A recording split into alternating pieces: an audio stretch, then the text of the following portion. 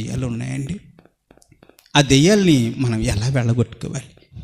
జారత్వం అనే దెయ్యము, అపవిత్రత అనే దెయ్యము, కాముకత్వము అనే దెయ్యము, విగ్రహారాధన అనే దెయ్యము, అభిచారము అనే దెయ్యము, ద్వేషములు అనే దెయ్యము, కలహము అనే దెయ్యము, మత్సరములు అనే దెయ్యము, క్రోధములు అనే దెయ్యము, కక్షలు అనే దెయ్యము, భేదములు అనే దెయ్యము, విమతలు అనే దెయ్యము, అసూయలు అనే దెయ్యము, మతతలు అనే దెయ్యము, అల్లరితో కూడిన పాటలు అనే దెయ్యాలు కలిగి ఉన్నాయి. ఎన్ని దెయ్యాలు? 15 దెయ్యాలు ఉన్నాయి. ఈ 15 దెయ్యాలు మనలోనే ఉన్నాయండి. అవును కదా? దేవుడు గద్దించినప్పుడు ఈ పోతున్నాయా? దేవుడికి యేసు నామములంటే అవి పోవట్లేదు. పోతున్నాయండి? పోవట్లేదు. ఒక ప్రాంతంలో అంటే గతంలో మీకు చెప్పాను, ఒక ప్రాంతంలో అది చెప్పిన కూడా చనిపోయారు పాపం. వాళ్ళ ప్రాంతంలో బాగా వర్షం వచ్చడానికి సిద్ధంగా ఉందంట. మేఘాలు కమ్మేసిన, ఎక్కడ పడితే అక్కడ మురుములు, మెరుపులు, భయంకరమైన తుఫాను వచ్చేలాగా ఉంది. ఇంకా ఆ ప్రాంతంలో అందరూ కూడా అడిలిపోతున్నారు. అయ్యో, చేలు ఇప్పుడే కోసి పెట్టామే, ఆ పన మీద ఉన్న చేనంతా తడిసిపోతే ఆ ధాన్య గింజలు ఇంటికి రావే, మొత్తం మంది మొలకొచ్చేస్తుంది, నాశనం అయిపోతుంది అని అందరూ కూడా ఏడుస్తూ ఒక పరుగులు తీసిన చేనుల దగ్గరికి వెళ్ళేవాళ్ళు, ఒకళ్ళు బరకలు కప్పేవాళ్ళు, ఒకళ్ళు అనేసి అడిలిపోతున్న సమయంలో ఒక వ్యక్తి ఇంటికాడ కూర్చున్నాడు. ఇప్పుడు వర్షం వస్తే నేను ఏం చేయాలి? అప్పు చేసేదంతా కూడా చేను ఊడ్చాను, నేను పండించాను, కోసి అక్కడ పెట్టాను, వర్షం వస్తే ఇప్పుడు నేను ఏం చేయాలి అని బాధపడుతుంటే నాలాంటి పాస్టర్ గారు ఎవరు అన్నారట, ఇదిగో నీకెందుకు భయం, నేను ఉన్నాను కదా, రా ఒక చెంబుతో నీళ్ళెట్టరా, నేను ప్రార్థన చేస్తాను, ఇక వర్షం కురనేకూడదు నీ చేనంతానని తీసుకెళ్ళి అతన్ని ఆ చేను దగ్గర నిలబెట్టి ఆ చేను 4 మూలలో కూడా నీళ్ళతోటి అభిషేకించి ఆ చేను పనుల మీద నీళ్లు జిమ్మి యేసు నామములో ప్రార్థన చేస్తాడు. ఇక వర్షం కురవదు, ఇంకా అన్నీ తడిసిపోతాయేమో కానీ నీ చేను మాత్రం తడదు, ఇది దేవుని యొక్క మాట అని ప్రార్థన చేసి ఇంటికి వచ్చాడు. ఈ ఇంటికి వెళ్ళి కూర్చున్నట్టు వ్యక్తికి ఎంతో సంతోషం. అన్ని చేళ్ళు మునిగిపోతే నా చేను మాత్రం ములగదు. ఇది బాగా ప్రార్థన చేశాడు. ఈ ప్రార్థన చాలా బలమైన ప్రార్థన.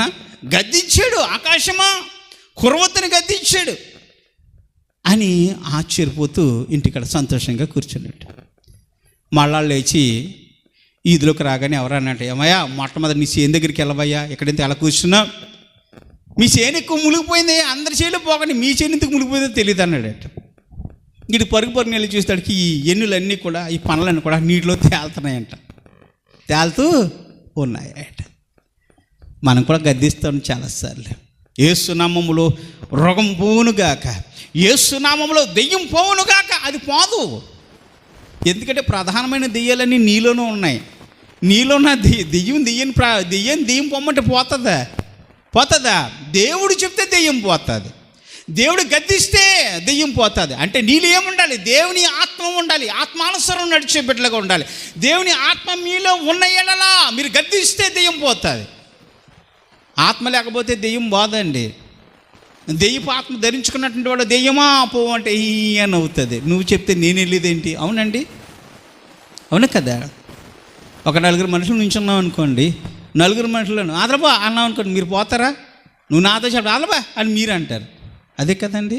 మనకంటే పెద్దవాడు ఎవడ నిలబడితే, అక్కడ విలువ కలిగినట్టు వాడు నిలబడితే ఏమంటాడు? వెళ్ళమ్మంటే వెంటనే వెళ్ళిపో. అలాగే మనలో దెయ్యపు ఆత్మ ఉన్నంతసేపు కూడా, దేవునికి విరోధమైనది మనలో ఉన్నంతసేపు కూడా, మనం ఎంత గద్దించినా ఎంత ప్రార్థన చేస్తున్నా అది వాడి నుంచి వెళ్ళిపోదు. యేసుక్రీస్తు శిష్యులు కూడా అదే విధమైన జీవితం, వారిలో ఉన్నవన్నీ కూడా యేసుక్రీస్తుకు వ్యతిరేకమైనవే. కాబట్టి వారు ప్రార్థన చేసిన వెంటనే ఆ కుమారుడి మీద ఉన్న దెయ్యము వెళ్ళిపోలేదు. కాబట్టి యేసు ప్రభువు ప్రార్థన చేయగానే ఆ దెయ్యం అతన్ని విలవిల్లాడించి అక్కడి నుంచి వదిలి వెళ్ళిపోయింది. అతను స్వస్థపరచబడ్డాడు. యేసుక్రీస్తులో ఏముంది? దేవుని ఆత్మ ఉంది.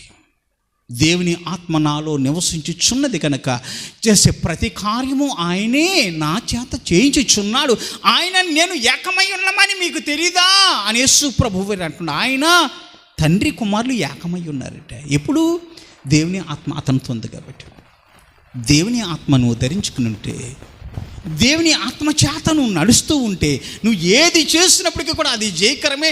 సమస్తము కూడా నీకు లోబడే ఉంటాయి. నువ్వు ప్రార్థన చేస్తే దెయ్యం వెళ్ళిపోతుంది, నువ్వు ప్రార్థన చేస్తే రోగం పోతుంది, నువ్వు ప్రార్థన చేస్తే ఏది కావంటే అది జరుగుతుంది. కానీ నీలో అంత ఆత్మశక్తి లేదే. ఎందుకంటే 15 దెయ్యాలు కలిగి ఉన్నావు. నువ్వు ఎంత ప్రార్థన చేస్తున్నా ఆ దెయ్యం పోవట్లేదు. ఎందుకంటే ఇంతగానో నీ పైన ప్రేమ కుమ్మరించి ఆయన అనేకసార్లు గద్దించినప్పటికీ కూడా నువ్వు ఆ చెడు గుణాలు వదిలిపెట్టడం లేదు. ఎందుకంటే దేవుని యొక్క గద్దెంపుని నువ్వు స్వీకరించటం లేదు, ఆయన గద్దెంపుకి లోబడి జీవించటం లేదు.